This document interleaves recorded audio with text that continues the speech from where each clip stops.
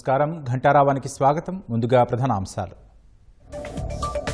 విజయనగరం ఉగ్ర మూలాల కేసులో దర్యాప్తు వేగవంతం. సిరాజ్ బ్యాంకు ఖాతాలో భారీగా ఎఫ్డీలు గుర్తించిన ఎన్ఐఏ.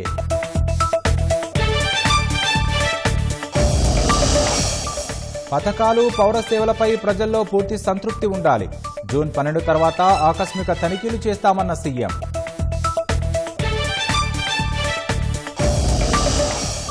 స్థానిక సంస్థల ఉప ఎన్నికల్లో కూటమి విజయం.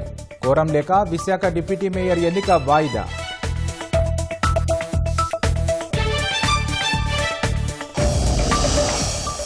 జంగారెడ్డిగూడెం కల్తీ మద్యం మరణాలపై టాస్క్ ఫోర్స్.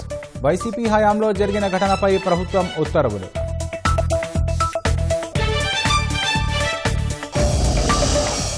మద్యం కేసులో పైలా దిలీప్కు బెయిల్ ఇవ్వొద్దన్న సిట్. విచారణకు విఘాతం కలుగుతుందంటూ కోర్టులో కౌంటర్.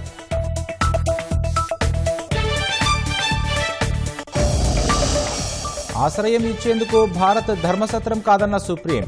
శ్రీలంక శరణార్థుడి పిటిషన్పై విచారణలో కీలక వ్యాఖ్యలు.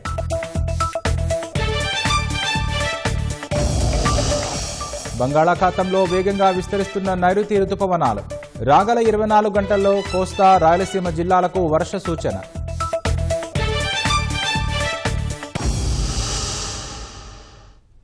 విజయనగరంలో ఉగ్రమూలాల కేసులో సంచలన విషయాలు వెలుగులోకి వస్తున్నాయి. బాంబులు తయారు చేయాలని నిందితులకు సౌదీ నుంచి ఆదేశాలు వచ్చినట్లు పోలీసులు గుర్తించారని తెలిసింది. పేలుళ్ల కుట్రకు సంబంధించి మరిన్ని విషయాలు రాబట్టేందుకు దర్యాప్తు ముమ్మరం చేశారు. అదే సమయంలో ఈ కేసులో ఎన్ఐఏ అధికారులు రంగంలోకి దిగారు. సిరాజ్ ఆర్థిక కార్యకలాపాలపై ఎన్ఐఏ దృష్టి పెట్టింది. సిరాజ్కు సంబంధించి బ్యాంకు ఖాతాలను పరిశీలించింది. భారీగా ఎఫ్డీలు ఉన్నట్లు ఎన్ఐఏ గుర్తించినట్లు సమాచారం. విజయనగరం ఉగ్రమూలాల కేసులో విస్తుగొలిపే విషయాలు బయటకొస్తున్నాయి. సిరాజ్, సమీర్ రిమాండ్ రిపోర్టులో పోలీసులు కీలక అంశాలు ప్రస్తావించినట్లు తెలుస్తోంది. 6 వ్యక్తులతో ఇన్స్టా గ్రూప్ క్రియేట్ చేసుకున్నట్లు గుర్తించారని సమాచారం. సిరాజ్, సమీర్తో పాటు టీంలో కర్ణాటక, మహారాష్ట్ర యువకులు ఉన్నారని రిమాండ్ రిపోర్టులో పేర్కొన్నట్లు తెలిసింది. హైదరాబాద్లో 3 రోజుల పాటు 6 సభ్యుల ముఠా కలిసి ఉన్నట్లు గుర్తించారని సమాచారం. ఐసీసీ హ్యాండర్ సౌదీ నుంచి ఇచ్చే ఆదేశాల అమలుపై చర్చించినట్లు తెలిసింది. బాంబులు తయారు చేయాలని 2కి సౌదీ నుంచి ఆదేశాలు వచ్చాయని, మిగతా 4కి బాంబులు పెట్టే టార్గెట్లు గుర్తించాలని ఆదేశాలు ఇచ్చారని రిమాండ్ రిపోర్టులో వెల్లడించినట్లు సమాచారం. పేలుడు పదార్థాలు, ఇతర సామగ్రిని ఆన్లైన్లో సిరాజ్ కొనుగోలు చేసినట్లు తెలిసింది. అరెస్టు సమయంలో సిరాజ్ వద్ద భారీగా పేలుడు పదార్థాలను స్వాధీనం చేసుకున్నారు. Ammonium nitrate, sulphur, aluminium powder seize చేశారు.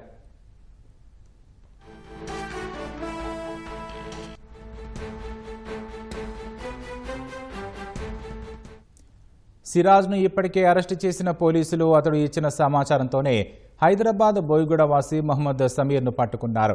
10వ తరగతి చదివి సికింద్రాబాద్లో లిఫ్ట్ మెకానిక్గా సమీర్ పనిచేస్తున్నాడు. తల్లి, సోదరుతో కలిసి నివాసం ఉంటున్నాడు. సిరాజ్, సమీర్ ఫోన్లలో ఉన్న కీలక సమాచారాన్ని పోలీసులు సేకరించినట్లు తెలిసింది. సామాజిక మాధ్యమాల ద్వారా వీరిద్దరూ ఉగ్రవాద భావజాలానికి ఆకర్షితులైనట్లు గుర్తించారు. ఇద్దరూ కలిసి అల్ హింద్ ఇత్తేదుహాల్ ముస్లిమీన్ సంస్థ ఏర్పాటు చేసినట్లు పోలీసులు విచారణలో తేలింది. బోయిగూడ రైలు కళారంగ కాలనీ వద్ద పోలీసులు నిఘా పెట్టారు. విజయనగరం పోలీసులు సమీర్ను అరెస్టు చేశాక అతడితో కాంటాక్టులో ఉన్న వారిపై తెలంగాణ ఇంటెలిజెన్స్ పోలీసులు ఆరా తీస్తున్నారు.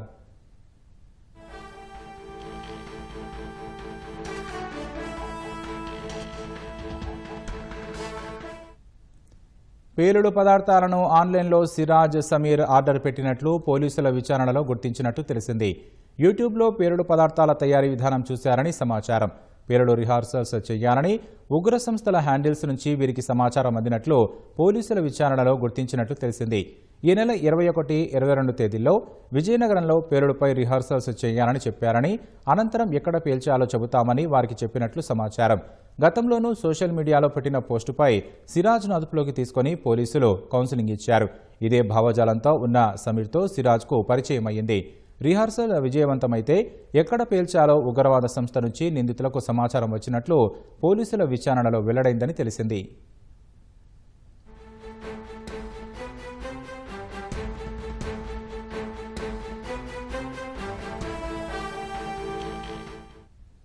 ఉగ్రవాద కార్యకలాపాలకు పాల్పడిన సిరాజ్, సమీర్ కస్టడీ కోసం కోర్టులో పిటిషన్ దాఖలు చేయనున్నారు. ఆదివారమే వీరిద్దరిని కోర్టుకు తరలించారు. విజయనగరం జిల్లా కోర్టు నిందితులకు 14 రోజుల పాటు రిమాండ్ విధించింది. ప్రస్తుతం వీరిద్దరూ విశాఖ జిల్లా జైలులోనే ఉన్నారు. అయితే ఇద్దరిని కస్టడీకి తీసుకుంటే పేలుళ్ల కుట్రకు సంబంధించిన మరిన్ని విషయాలు వెలుగులోకి వచ్చే అవకాశం ఉంది. పేలుడు పదార్థాల సేకరణ, తయారీ కోసం నిందితులకు నిధులు ఎవరు సమకూర్చారన్న కోణంలో విచారణ చేపట్టనున్నారు. ఇప్పటికే ఇద్దరి వెనుక ఉన్న ప్రధాన సూత్రధారుల గుర్తింపుపై పోలీసులు దృష్టి సారించారు. గత 6 నెలల్లో సిరాజ్ 2-3 సార్లు సౌదీ అరేబియా వెళ్లినట్లు, ట్రావెల్ హిస్టరీ కూడా పోలీసుల చేతిలో ఉన్నట్లు తెలిసింది.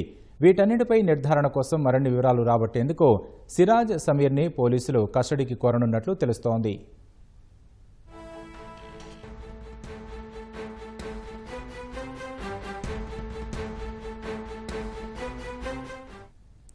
విజయనగరంలో ఉగ్ర మూలాల కేసులో ఎన్ఐఏ అధికారులు రంగంలోకి దిగారు. విజయనగరం 2 టౌన్ స్టేషన్కు ఎన్ఐఏ అధికారులు చేరుకొని కేసుకు సంబంధించిన విషయాలను 2 టౌన్ పోలీసులతో మాట్లాడారు. సిరాజ్ ఆర్థిక కార్యకలాపాలపై ఎన్ఐఏ ఆరా తీస్తోంది. సిరాజ్కు సంబంధించిన బ్యాంకు ఖాతాలను పరిశీలించి భారీగా ఎఫ్డీలు ఉన్నట్లు ఎన్ఐఏ గుర్తించినట్లు సమాచారం.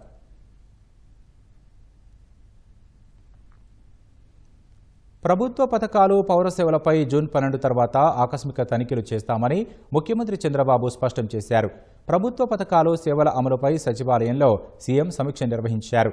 రాష్ట్ర ప్రభుత్వం అమలు చేస్తున్న సంక్షేమ పథకాలు, అందిస్తున్న పౌర సేవల్లో ప్రజల నుంచి పూర్తిస్థాయి సంతృప్తి రావాల్సిందేనని సీఎం తేల్చి చెప్పారు. రాష్ట్ర ప్రభుత్వ పథకాల అమలు, వివిధ ప్రభుత్వ సేవలపై సచివాలయంలో ముఖ్యమంత్రి చంద్రబాబు సమీక్ష నిర్వహించారు. ప్రతి వారం 4 శాఖల పరిధిలో పథకాలు, సేవలపై ప్రజల నుంచి వచ్చే ఫీడ్బ్యాక్ను సమీక్షిస్తున్న సీఎం రేషన్, దీపం 2, ఏపీఎస్ఆర్టీసీ, పంచాయతీ సేవలపై ప్రజాభిప్రాయాలను పరిశీలించారు. ఈ శాఖల పరిధిలో అమలవుతున్న ప్రభుత్వ కార్యకలాపాలపై ప్రజల నుంచి ఐవీఆర్ఎస్, క్యూఆర్ కోడ్ వంటి విధానాల ద్వారా అభిప్రాయాలు తీసుకున్నట్లు సీఎం తెలిపారు. దీనిపై సీఎస్, సీఎంఓ, సెక్రటరీలతో సీఎం చర్చించారు.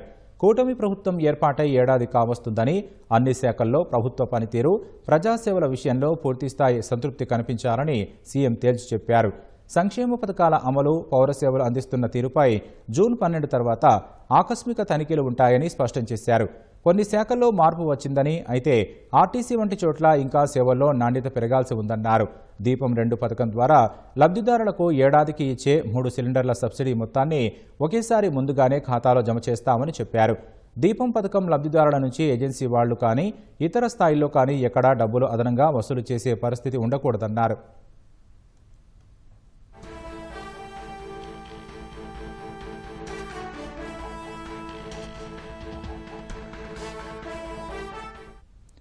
రేషన్ సరుకుల నాణ్యతపై అడిగిన అభిప్రాయానికి 76% మంది బాగుందని సర్వేలో వెల్లడైంది. రేషన్ పంపిణీ నాణ్యతపై ప్రజల సంతృప్తిలో పశ్చిమ గోదావరి జిల్లా ప్రథమ స్థానంలో నిలిచింది. గ్యాస్ డెలివరీ సమయంలో డబ్బులు డిమాండ్ చేస్తున్న అంశంపై వేసిన ప్రశ్నలకు 62% మంది నుంచి లేదని సమాధానం వచ్చింది. ఈ విషయంలో లబ్ధిదారుల ఖాతాల్లో ముందుగానే డబ్బులు వేయడం ద్వారా ఈ సమస్యకు పరిష్కారం చూపాలని సీఎం ఆదేశించారు. ఆర్టీసీ సేవల విషయంలో ప్రయాణికుల నుంచి ఆశించిన స్థాయిలో సంతృప్తి వ్యక్తం కాలేదని, ఈ విషయంలో అధికారులు మరింత ప్రభావవంతంగా పనిచేయాలని సీఎం సూచించారు.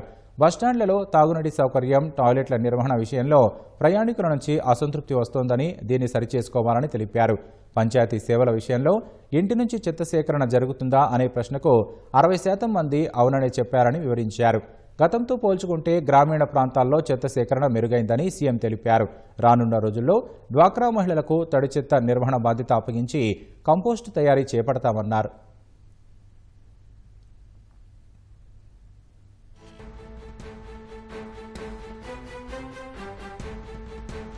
ప్రభుత్వ సేవల విషయంలో డేటా అనలిటిక్స్ కీలకమని సీఎం చెప్పారు. డేటా ఆధారంగా ఆయా ప్రభుత్వ శాఖల పనితీరును క్షేత్రస్థాయి నుంచి పరిశీలించేందుకు అవకాశం ఉంటుందన్నారు. ప్రజల నుంచి వచ్చే అభిప్రాయాలను సమర్థవంతంగా విశ్లేషిస్తే ప్రభుత్వ సేవల్లో అనూహ్య మార్పులు తేవచ్చన్నారు. ప్రతి శాఖలో ఉన్నతాధికారులు ఆయా శాఖలపై వచ్చే డేటాపై అనలిటిక్స్ ద్వారా సేవలను మెరుగుపరచాలని సీఎం సూచించారు. మరోవైపు వాట్సాప్ గవర్నెన్స్ ద్వారా 325 సేవలు అందుతున్నాయని, జూన్ 12 నాటికి 500 సేవలు అందించాలని సీఎం సూచించారు.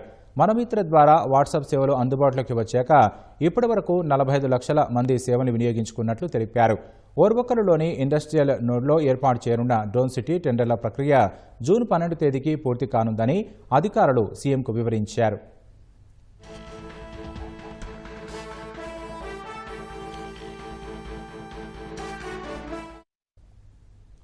రాష్ట్రంలోని వివిధ ప్రాంతాల్లో జరిగిన స్థానిక సంస్థల ఉప ఎన్నికల్లో కూటమి విజయం సాధించింది. విశాఖ డిప్యూటీ మేయర్ ఎన్నిక కోరం లేక రేపటికి వాయిదా పడింది. వైసీపీ సభ్యుల గైర్హాజరుతో శ్రీ సత్యసాయి జిల్లా రామగిరి ఎంపీపీ ఎన్నిక మూడోసారి వాయిదా పడింది. విశాఖ డిప్యూటీ మేయర్ ఎన్నిక మంగళవారానికి వాయిదా పడింది. కోరం లేకపోవడంతో ఎన్నికను వాయిదా వేస్తున్నట్లు రిటర్నింగ్ అధికారి ప్రకటించారు. కూటమి తరపున డిప్యూటీ మేయర్ అభ్యర్థిగా దల్లి గోవిందరెడ్డి పేరును జనసేన ఖరారు చేసింది. కోరం 56 మందికి గాను సమావేశానికి 54 మంది సభ్యులే హాజరు కావడంతో ప్రత్యేక కౌన్సిల్ సమావేశం వాయిదా పడింది. ఎన్టీఆర్ జిల్లా తిరువూరు నగర పంచాయతీ చైర్మన్ ఎన్నిక మంగళవారానికి వాయిదా పడింది. కోరం లేక ఎన్నిక వాయిదా వేసినట్లు ఎన్నికల అధికారి మాధురి ప్రకటించారు. కౌన్సిల్లో మొత్తం 20 మంది సభ్యులుండగా సమావేశానికి 7 మాత్రమే హాజరయ్యారు. తొలుత కౌన్సిల్ హాల్లోకి వెళ్లేందుకు వైసీపీ, టీడీపీ వర్గీయులు విఫలయత్నం చేశారు. ఒకరినొకరు తోసుకోగా ఇరు పార్టీల నేతలను పోలీసులు చెదరగొట్టారు. వైసీపీ నేత దేవినేని అవినాష్ తిరువూరు వెళ్లడంతో ఉద్రిక్తత మరింత పెరిగింది. అవినాష్ గో బ్యాక్ అంటూ తెలుగుదేశం కార్యకర్తలు నినాదాలు చేశారు.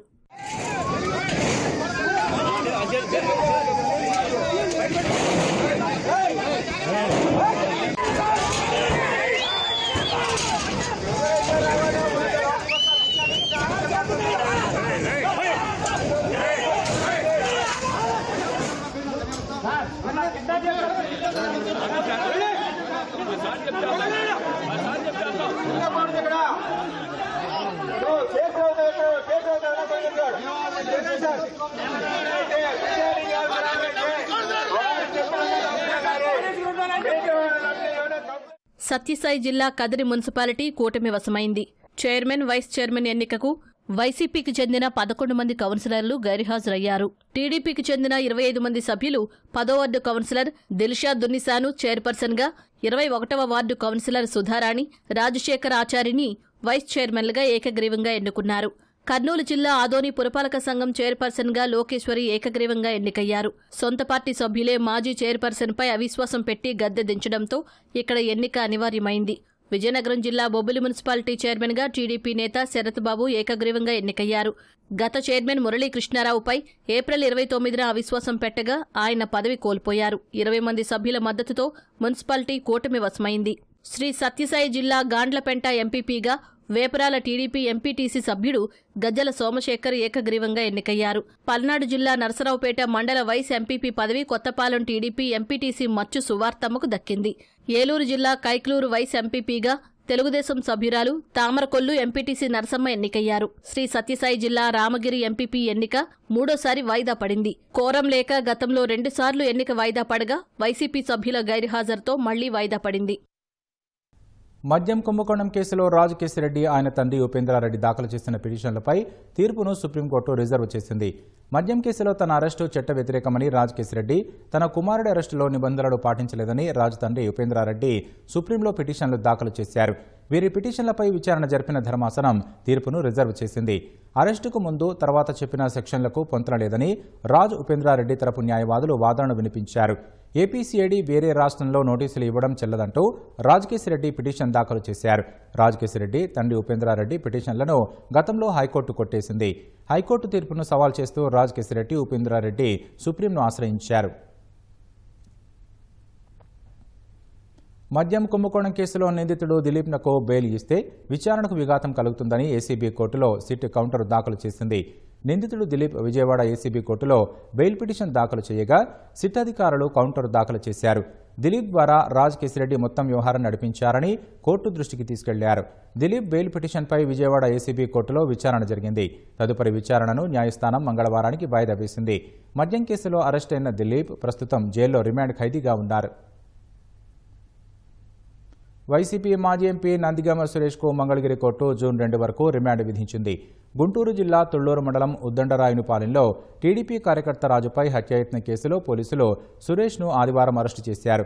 ఇవాళ ఉదయం మంగళగిరిలో వైద్య పరీక్షలు నిర్వహించారు. అనంతరం ఆయన్ను మంగళగిరి న్యాయస్థానంలో ప్రవేశపెట్టారు. సురేష్కు రిమాండ్ విధించారన్న పోలీసుల తరపు వాదనను న్యాయమూర్తి సమర్థించారు. గతంలో వెలగపూడిలో మరియమ్మ అనే మహిళా హత్య కేసులోనూ నందిగం సురేష్ నిందితుడిగా ఉన్నారు. రిమాండ్ ఖైదీగా జైలుకు వెళ్లిన సురేష్ ఆ తర్వాత బెయిల్పై బయటకు వచ్చారు. షరతులతో కూడిన బెయిల్పై ఉన్న సురేష్ ఇప్పుడు మరోసారి హత్యాయత్నానికి పాల్పడినట్లు న్యాయవాదులు కోర్టు దృష్టికి తెచ్చారు. సురేష్ బయట ఉంటే ఇలాంటి మరిన్ని ఘటనలకు పాల్పడే ప్రమాదం ఉందన్నారు. దీంతో న్యాయస్థానం సురేష్కు జూన్ 2 వరకు రిమాండ్ విధించింది. అనంతరం పోలీసులు సురేష్ను గుంటూరు జిల్లా జైలుకు తరలించారు. సురేష్ను తెస్తున్న విషయం తెలుసుకుని గుంటూరు జిల్లా వైసీపీ అధ్యక్షుడు అంబటి రాంబాబు జైలు వద్దకు వచ్చారు. సురేష్ను కలవాలని భావించగా అందుకు నిబంధనలు అనుమతించవని పోలీసులు తెలిపారు. 2022లో వైసీపీ హయాంలో ఏలూరు జిల్లా జంగారెడ్డిగూడెంలో జరిగిన కల్తీ మద్యం మరణాలపై కూటమి ప్రభుత్వం టాస్క్ ఫోర్స్ ఏర్పాటు చేసింది. 3 అధికారులతో స్పెషల్ టాస్క్ ఫోర్స్ ఏర్పాటు చేస్తూ ఉత్తర్వులు జారీ చేసింది. ఏలూరు ఎస్పీ కేపీఎస్ కిషోర్ నేతృత్వంలో విచారణ చేపట్టనున్నారు. అసిస్టెంట్ కమిషనర్ కేవీఎన్ ప్రభుకుమార్, కాకినాడలోని రంగరాయ వైద్య కళాశాల forensic medicine HOD professor Umamaheswararao ఇందులో సభ్యులుగా ఉన్నారు. కల్తీ మద్యం కేసును లోతుగా విచారణ చేయాలని అధికారులను ప్రభుత్వం ఆదేశించింది. ఘటనకు బాధ్యులను గుర్తించాలని సూచించింది. కాగా 2022 మార్చిలో కల్తీ మద్యం సేవించి 20 మంది చనిపోయారు. ఐక్య ఉపాధ్యాయ సంఘాలతో ప్రభుత్వ చర్చల్లో ప్రతిష్టంభన నెలకొంది. ఫౌండేషన్ స్కూళ్ల రద్దుకు ఉపాధ్యాయ సంఘాలు పట్టుబడుతున్నాయి. హైస్కూల్లో 45 మంది విద్యార్థులు దాటిన తరగతులకు మరో సెక్షన్ పెట్టాలని, సమాంతర మాధ్యమంగా తెలుగు మీడియం కొనసాగించాలని ఉపాధ్యాయ సంఘాల నేతలు డిమాండ్ చేస్తున్నారు. దీంతో 3 డిమాండ్లపై ప్రతిష్టంభన కొనసాగుతోంది. బంగాళాఖాతం, అరేబియా సముద్రంలో నైరుతి రుతుపవనాలు మరింత వేగంగా విస్తరిస్తున్నాయి. రానున్న 2-3 రోజుల్లో దక్షిణ అరేబియా, మాల్దీవులు, కొమొరిన్ సహా బంగాళాఖాతంలోని మరిన్ని ప్రాంతాలకు విస్తరించనున్నాయి. మధ్య మహారాష్ట్ర సహా అంతర్గత కర్ణాటక, రాయలసీమ వరకు 0.9 కిలోమీటర్ల ఎత్తులో ఉపరితల ద్రోణి ఏర్పడింది. ఆగ్నేయ బంగాళాఖాతం నుంచి కోస్తాంధ్ర, రాయలసీమ మీదుగా కర్ణాటక వరకు మరో ద్రోణి కొనసాగుతోంది. వీటి ప్రభావంతో రాగల 24 గంటల్లో కోస్తాంధ్ర, రాయలసీమ జిల్లాల్లో కొన్ని చోట్ల మోస్తరు నుంచి భారీ వర్షాలు నమోదయ్యే అవకాశం ఉంది. చాలా జిల్లాల్లో ఉరుములు, పిడుగులతో పాటు ఈదురుగాలులు వీచే సూచనలున్నాయి. మహానందీశ్వరుడిని దర్శించుకుని తిరిగి స్వస్థలానికి వెళుతుండగా నంద్యాల జిల్లా పోదొడ్డి వద్ద జరిగిన ప్రమాదంలో 3 మృతి చెందారు. కర్ణాటకలోని తుముకూరుకు చెందిన 6 స్నేహితులు మహానంది పుణ్యక్షేత్రాన్ని సందర్శించారు. డోను మీదుగా తిరిగి తుముకూరుకు వెళుతుండగా పోదొడ్డి వద్ద కారు ప్రయాణిస్తున్న కారు అదుపు తప్పి బోల్తా కొట్టింది. ప్రమాదంలో 3 యువకులు చనిపోయారు. మరో 3కి స్వల్ప గాయాలయ్యాయి. క్షతగాత్రులను కర్నూలు ప్రభుత్వాసుపత్రికి తరలించారు. మృతులు నవీన్, లోకేష్, సంతోష్గా గుర్తించారు. పోదొడ్డిలో ప్రమాదంపై మంత్రి మండిపల్లి రాంప్రసాద్ రెడ్డి ఆరా తీశారు. మృతుల కుటుంబాలకు సానుభూతి తెలిపారు. క్షతగాత్రులకు మెరుగైన వైద్య సేవలు అందించాలని సూచించారు. అనంతపురం జిల్లా రాప్తాడు మండలం గంగులకుంటలో జరిగిన జంట హత్యల కేసులో 6 మందిని పోలీసులు అరెస్టు చేశారు. గ్రామంలోని నారాయణ రెడ్డి, పుల్లమ్మ, వెంకటలక్ష్మి, నాగలక్ష్మమ్మ మధ్య 1997 నుంచి భూ వివాదం నడుస్తోందన్న పోలీసులు గతంలోనే కోర్టు పుల్లమ్మ, వెంకటలక్ష్మి, నాగలక్ష్మమ్మకు అనుకూలంగా తీర్పు ఇచ్చిందన్నారు. ఆ తర్వాత దాన్ని ధనుంజయ ఇతర వ్యక్తులు కొనుగోలు చేశారన్నారు. ఈ నెల 15న ఈ పొలాన్ని స్వాధీనం చేసుకునేందుకు వెళ్లగా నారాయణ రెడ్డి కుటుంబ సభ్యులు తిరగబడ్డారని, ఈ క్రమంలో ధనుంజయతో పాటు ఆయన వర్గీయులు నారాయణ రెడ్డి, ముత్యాలమ్మ కుటుంబ సభ్యులపై కొడవళ్లతో దారుణంగా దాడి చేశారని తెలిపారు. దాడిలో నారాయణ రెడ్డి, ముత్యాలమ్మ చనిపోగా మరికొందరు తీవ్రంగా గాయపడ్డారని వెల్లడించారు. సో ముఖ్యంగా ఏంటంటే ఇదంతా కూడా ఈ యొక్క కోర్టు ఆదేశం మేరకు వాళ్ళందరూ ఉన్న వాళ్ళు కూడా వీళ్ళ పేరిట అంతా 1B అడంగా లెక్కించారు. అయితే మా ల్యాండ్ పోయిందని చెప్పి బాధతో వీళ్ళంతా పోయి అడ్డగించడం వలన ఈ హత్య జరిగినట్టు మనకు తెలుస్తుంది. ఇదంతా కూడా భూమి యొక్క వివాదం వల్లే హత్య జరిగినట్టు మనకు తెలుస్తుంది. మొత్తం దీంట్లో మనకు ఎఫ్ఐఆర్ ప్రకారంగా 11 మందిని మనము అరెస్ట్ కేసులో పెట్టడం జరిగింది. దీంట్లో వచ్చేసి ప్రజెంట్ ఇప్పుడు 6 మందిని అరెస్ట్ చేశాం మనం. కర్నల్ సోఫియా ఖురేషీపై మధ్యప్రదేశ్ మంత్రి కొన్వర్ విజయ్ షా చేసిన వ్యాఖ్యలపై సుప్రీంకోర్టు ఆగ్రహం వ్యక్తం చేసింది. మంత్రి క్షమాపణలను అంగీకరించలేమని చెప్పింది. ప్రజాప్రతినిధిగా ఉన్నప్పుడు ఆచితూచి మాట్లాడాలని, బాధ్యతగా ఉండాలని తెలిపింది. కొన్నిసార్లు న్యాయ విచారణను తప్పించుకునేందుకు కొందరు మర్యాదపూర్వకంగా మాట్లాడినట్లు నటిస్తారని అత్యున్నత న్యాయస్థానం పేర్కొంది. మరికొన్నిసార్లు మొసలి కన్నీరు కారుస్తారని చెప్పింది. ఇందులో కున్వర్ విజయ్ షా క్షమాపణ ఎలాంటిదని న్యాయస్థానం ప్రశ్నించింది. మంత్రి వ్యాఖ్యలపై విచారణకు మధ్యప్రదేశ్కు చెందని ఐపీఎస్లతో మంగళవారం ఉదయం 10 గంటలలోపు సిట్ ఏర్పాటు చేయాలని ఆ రాష్ట్ర డీజీపీని సుప్రీంకోర్టు ఆదేశించింది. 3 సీనియర్ ఐపీఎస్లతో దీన్ని ఏర్పాటు చేయాలని, అందులో ఒక మహిళ ఉండాలని పేర్కొంది. ఈ నెల 28లోగా నివేదిక అందజేయాలని సిట్ను ఆదేశించింది. ఆపరేషన్ సింధూర్కు సంబంధించి మీడియాకు వివరాలను వెల్లడించిన కర్నల్ ఖురేషీని ఉద్దేశిస్తూ ఆమెను ఉగ్రవాదుల సోదరి అని విజయ్ వ్యాఖ్యానించారు. దీనిపై తీవ్ర దుమారం చెలరేగింది. దీంతో ఈ వ్యవహారాన్ని సుమోటోగా తీసుకున్న మధ్యప్రదేశ్ హైకోర్టు ఆయనపై కేసు నమోదు చేయాలని ఆదేశించింది. దీన్ని సవాల్ చేస్తూ ఆ మంత్రి సుప్రీంకోర్టును ఆశ్రయించగా తాజాగా విచారణ సందర్భంగా ఆక్షేపించింది. ప్రస్తుతానికి అరెస్టు నుంచి మినహాయింపు కల్పించిన కోర్టు విచారణకు సహకరించాలని మంత్రిని ఆదేశించింది.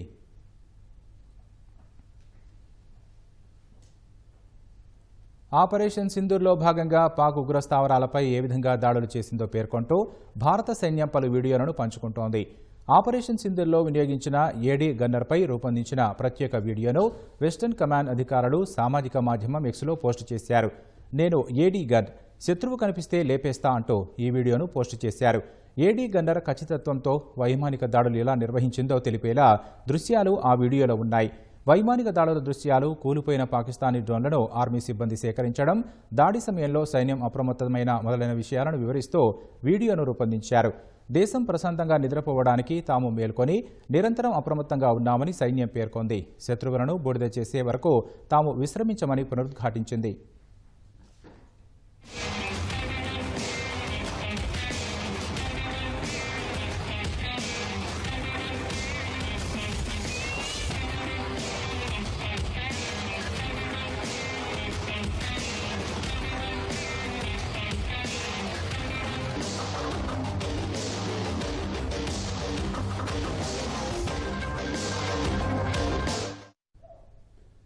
ఆపరేషన్ సింధూర్లో భాగంగా భారత్కు చెందిన యుద్ధ విమానాలు ఎన్ని కూలాయో చెప్పాలని లోక్సభలో ప్రతిపక్ష నేత రాహుల్ గాంధీ డిమాండ్ చేశారు. ఈ విషయంలో విదేశాంగ మంత్రి జయశంకర్ మౌనం హేయమైనదని మండిపడ్డారు. ఈ అంశంపై కేంద్రం సమాధానం చెప్పకుండా కాలయాపన చేయడం కూడా నేరమే అని సామాజిక మాధ్యమం ఎక్స్లో పేర్కొన్నారు. ఆపరేషన్ సింధూర్లో భారత యుద్ధ విమానాలు ఎన్ని కూలాయో దేశానికి తెలియాల్సిన అవసరం ఉందని రాహుల్ వెల్లడించారు. భారత్ దాడులు చేసే ముందు పాకిస్తాన్కు ఆ సమాచారం తెలియడం నేరమన్న రాహుల్ కేంద్ర ప్రభుత్వం ఆ పని చేసిందని విదేశాంగ శాఖ బహిరంగంగా ఒప్పుకుందన్నారు. ప్రపంచ నలుమూలల నుంచి వచ్చే శరణార్థులకు ఆశ్రయం కల్పించేందుకు భారత ధర్మసత్రం కాదని సుప్రీంకోర్టు వ్యాఖ్యానించింది. భారత్లో ఆశ్రయం కోరుతూ శ్రీలంక జాతీయుడు వేసిన పిటిషన్పై విచారణ సందర్భంగా న్యాయస్థానం ఈ వ్యాఖ్యలు చేసింది. ఇక్కడ ఉండటానికి మీకున్న హక్కు ఏమిటని ప్రశ్నించింది. లిబరేషన్ టైగర్స్ ఆఫ్ తమిళ ఈలం ఎల్టీటీఈతో సంబంధాలున్నాయని 2015లో శ్రీలంకకు చెందిన ఓ వ్యక్తిని తమిళనాడు పోలీసులు అరెస్టు చేశారు. ఈ కేసును విచారించిన ట్రయల్ కోర్టు అతడికి దోషిగా తేలుస్తూ 10 ఏళ్ల శిక్ష ఖరారు చేసింది. అనంతరం ఆ వ్యక్తి మద్రాస్ హైకోర్టును ఆశ్రయించగా శిక్షను 7 ఏళ్లకు తగ్గిస్తూ కోర్టు తీర్పు వెలువరించింది. అయితే శిక్ష పూర్తి కాగానే దేశం విడిచి వెళ్లిపోవాలని స్పష్టం చేసింది. దీనిపై నిందితుడు సుప్రీంకోర్టును ఆశ్రయించాడు. తాను చట్టబద్దమైన వీసాపైనే భారత్కు వచ్చానని, స్వదేశంలో తన ప్రాణాలకు ముప్పు ఉందని పేర్కొన్నాడు. తనకు ఇక్కడే ఆశ్రయం కల్పించాలని కోరాడు. దీనిపై స్పందించిన జస్టిస్ దీపాంకర్ దత్తా, జస్టిస్ వినోద్ చంద్రన్ ధర్మాసనం పిటిషనర్పై అసహనం వ్యక్తం చేసింది. శ్రీలంకలో ముప్పు ఉంటే మరో దేశానికి వెళ్లండని సుప్రీంకోర్టు సూచించింది.